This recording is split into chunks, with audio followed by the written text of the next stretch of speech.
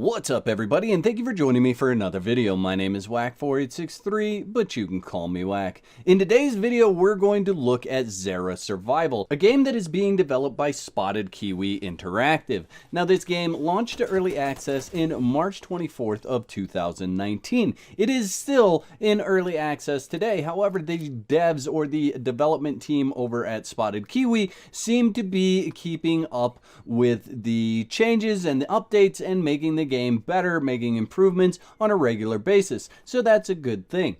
Now, I don't want people to take the name the wrong way. Xera Survival is really more of a looter shooter than it is survival. There is light crafting and there is a food and water system in the game, but this game is not listed in its genres as survival, so don't be confused by the name of the game. This is an action shooter, multiplayer action shooter all the way. And I guess really I would call it a looter shooter because you're going to run through different buildings, different houses, and you are going to loot the things that are going to give you the edge in the game, or at least make it so that you can compete with the other players that are doing the exact same thing. Now, Xera Survival has two different types of servers. They have PvE servers and PvP servers. The PvE servers were launched more recently than the PvP servers,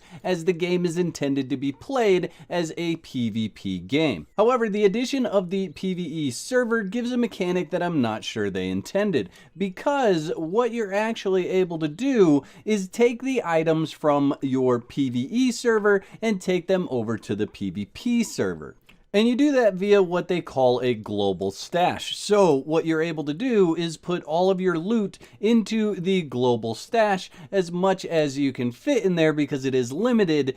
But you put it all in there, and then that loot actually follows you from server to server. Because you have one character for the game, that character then goes to each server and that global stash follows you.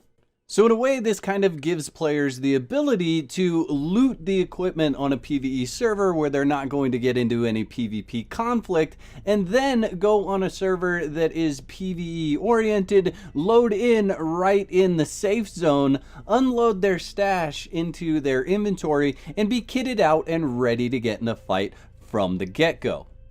Although it's not totally necessary, in my experience through the time that I've played with the game, the loot is really not that hard to come by, so the global stash would really be your backup. Now, in the entire time that I played between PvE and PvP, I never came across another player. Even the person that I'm shooting right now happens to be a bandit. It's an AI or an NPC, and is not an actual player. The only times that I actually saw other players was when I was in safe zones, while they were unloading their stash and I was unloading my stash. One of the nice things about Xera Survival is it actually has a built-in kind of goal or mission system where different missions will pop up around the map, and it wants players to go to those locations. Meaning that on a busy PvP server where you have active players going to these missions, you may end up not only fighting the AI that is in that area, but you may also run into other players trying to achieve the same objective. Now, the loot does scale based on the difficulty of those different objectives, so the harder the objective is, the better the loot you get out of it. However, the supply drops that drop randomly around the map have some pretty decent loot in them. However, I do believe that this is one of the locations or one of the objectives that will get contested the most, so you definitely want to pay attention to your surroundings when you are going for these supply drops, because this is where I would think most of the player interaction is going to happen. But honestly, there's good loot scattered throughout the map, so if you want to avoid those things entirely, there's the option and the ability for you to do that.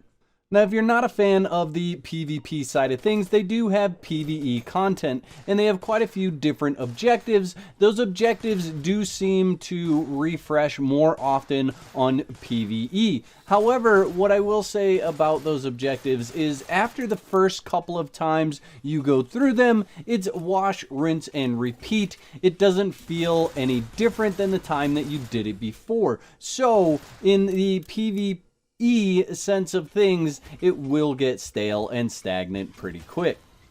Now, when you die, you have three different options for respawn. You have respawn at a random location, which is available right away, respawn nearby, which has a timer on it, and respawn in a safe zone settlement, which also has a timer on it.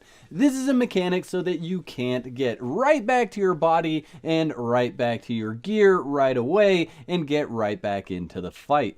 Now, whether you're playing on PvP or PvE, your loot while it's on the ground is vulnerable and can be picked up by anyone. Now, I certainly think that Spotted Kiwi Interactive is on the right track with Xera Survival. They have the PvP mode, they have the PvE mode. I simply think they need to add more options for the PvE game mode if they plan on keeping that type of server. Now, during the about 3 hours that I spent playing the game and kind of getting my head wrapped around the basic mechanics so that I could make this video, I didn't find anything that I would say was completely game breaking. And I think they've got a solid foundation for continued development on this game. And I, for one, am excited to continue watching how it develops. Now, something that's important to note about Xera Survival is it does rely on a season system, and in effect of the season, your global stash is wiped. So every time a new season comes to the game, you have to start all over with your global stash. Now, from what I can tell, those seasons are not on a time schedule right now. Being early access, it looks like they put the seasons in line with big changes in the game. The first season started with the launch of the game in early access back in March of 2019. The second season then started in March again of 2020, and we just reached the third season here in October 22nd of 2020. So as the game progresses, I expect that these season wipes will happen more and more often as the developers kind of figure out what makes sense and what's the ebb and flow of the game. And that's all I have for this video, but the fun doesn't have to stop here. You can pick one of the other videos coming up on the screen to watch next. I hope you've enjoyed this video as much as I've enjoyed making it. I'll catch you next time.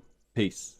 I'd like to give a big shout out to all my YouTube members. Y'all are absolute legends. If you'd like to become a legend, there's a button below that says join. That'll give you all the details. I'd like to thank all my subscribers for their continued support, likes, comments, and general awesomeness. If you're not subscribed, you can start your free trial today and cancel at any time. Clicking the bell is highly recommended so you get notified when I upload another video.